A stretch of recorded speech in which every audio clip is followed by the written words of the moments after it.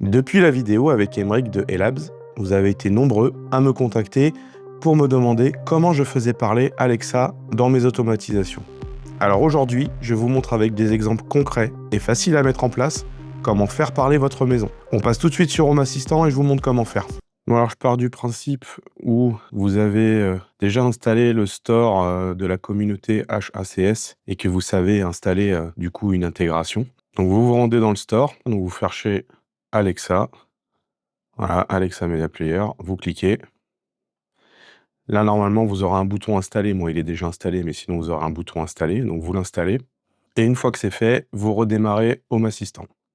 Une fois le redémarrage terminé, vous vous rendez dans les intégrations et vous faites ajouter une intégration.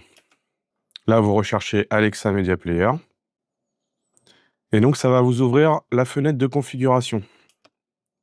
Donc là, vous allez avoir pas mal de choses à modifier. Donc, on va commencer déjà par modifier le domaine en amazon.fr pour la France. Ensuite, il faudra mettre votre adresse email et votre mot de passe de connexion à votre compte Amazon.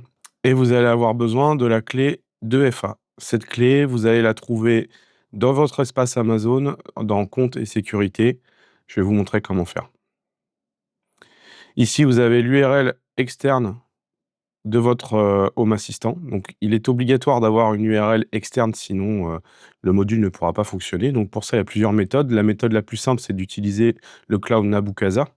Mais il y a d'autres façons d'avoir une URL externe. Voilà. Ce qui compte, c'est que votre Home Assistant soit accessible depuis l'extérieur de votre domicile. Et ici, vous n'oublierez pas de cocher inclure les appareils connectés. Sinon, tout ce qui est connecté directement à vos Alexa ne remonteront pas dans Home Assistant.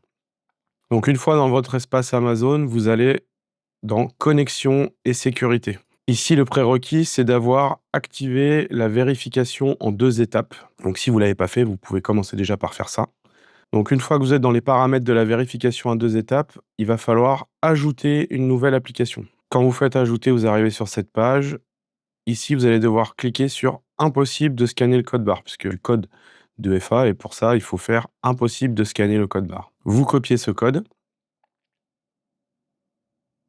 et on va aller le mettre directement dans le panneau de configuration de l'intégration. Et vous validez. Là, à partir de ce moment-là, il va vous donner le code, un code OTP. Vous copiez ce code et vous le remettez là dans le champ prévu et vous validez. Une fois que c'est fait, vous retournez sur la page Home Assistant, vous validez aussi. Donc là, ça va vous ouvrir une nouvelle fenêtre où ça vous demande de vous connecter. Donc, connexion déjà client. Vous rentrez vos informations de connexion. Vous validez avec un code OTP. Donc, ce code, vous allez le recevoir par SMS ou par mail, ou si vous avez configuré une application. Ça va dépendre de comment vous avez configuré votre vérification à 2 facteurs.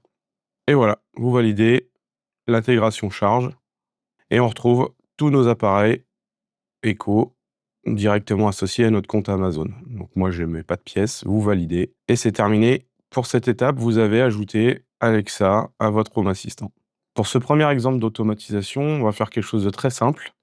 J'ai créé une entité, un interrupteur que j'ai appelé test. Donc ça sera lui le déclencheur, hein, donc quand test est activé. Ensuite, on va aller chercher donc notre entité Alexa qu'on veut utiliser. Donc si vous en avez qu'une, bah forcément il n'y en aura qu'une dans la liste, sinon vous allez avoir toute la liste des entités Alexa. Donc c'est bien ce qu'il faut prendre, c'est send a notification via, et là vous allez avoir le nom de votre appareil Alexa Echo. Ensuite, on va mettre un message en dur. Donc là, c'est vraiment la fonction la plus simple.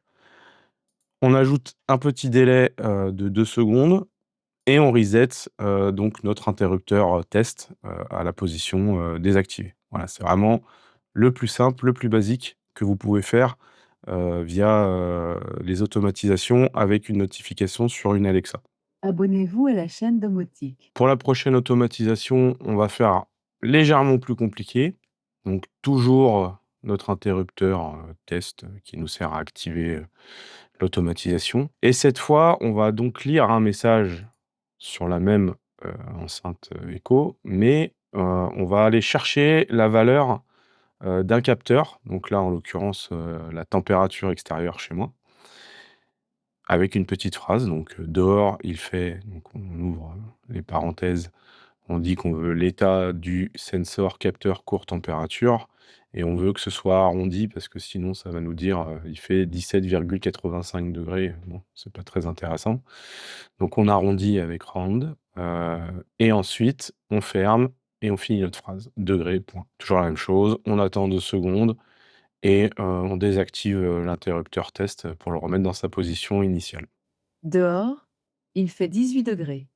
Maintenant, on va compliquer encore un petit peu les choses avec cette fois un message lu, mais ce message sera généré par l'intelligence artificielle. Donc le prérequis à cette automatisation, ça sera bien sûr d'avoir configuré une intelligence artificielle sur votre Home Assistant. Donc là, je ne reviendrai pas pour l'instant sur la partie configuration de l'IA. Ça fera peut-être le sujet d'une autre vidéo, mais pour l'instant, c'est pas le cas. Donc vous avez configuré l'intelligence artificielle et donc maintenant, voilà, on retourne sur notre automatisation de base. Donc toujours, lorsque test change vers activer et c'est là qu'on va traiter la partie IA. Donc on traite, on demande à Home Assistant, d'envoyer un prompt, donc de traiter un prompt.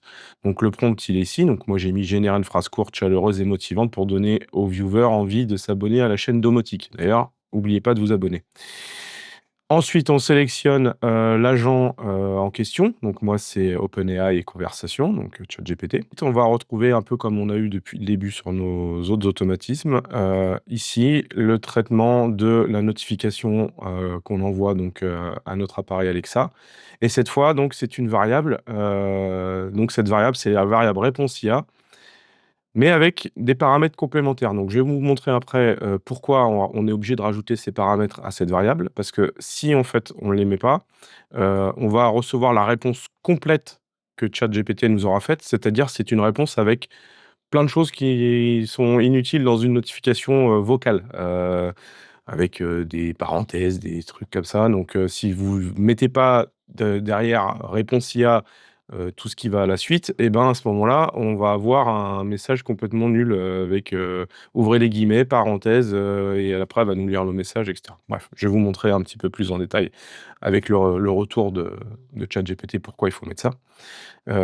Et donc on finit par à la fin rebasculer notre interrupteur sur désactiver. Chose importante, cette variable réponse IA, je l'ai définie dans la partie traitée. Vous voyez ici, variable de réponse, on a réponse IA. Là, vous marquez ce que vous voulez, hein. C'est vous qui la définissez, la variable. Donc, c'est cette variable-là qu'il faut bien sûr remettre ici. Par contre, tout ce qui est après le point, ça ne changera jamais. Ce sera toujours ça, response.speech.plain.speech à nouveau. Donc, je vous montre tout de suite ce que ça donne. Rejoignez la communauté domotique et découvrez chaque semaine des astuces pour simplifier votre quotidien grâce à la domotique. Voilà, donc je vous montre pourquoi donc utiliser la variable avec tous les petits points après derrière et tout ça. Donc ça, c'est l'historique d'exécution, donc de la fois où je l'ai fait avec vous. Donc on retrouve ici donc le code avec le prompt, que j'ai envoyé à ChatGPT et donc ici sa réponse. Donc on a bien le champ message qui est envoyé donc à Alexa, Média Echo de chambre, rejoignez la communauté domotique et cetera et cetera. OK, donc ça, c'est quand on a utilisé donc la bonne variable de réponse avec, les différents paramètres à la suite. Maintenant, je l'ai exécuté en off, parce que le message il est un peu chiant. Donc on a toujours la même demande la même demande, avec le même prompt. Par contre là, la réponse, c'est plus du tout la même. Là, on a, tout un tas de trucs dans paramètres, machin, avec, des ID de conversation, machin.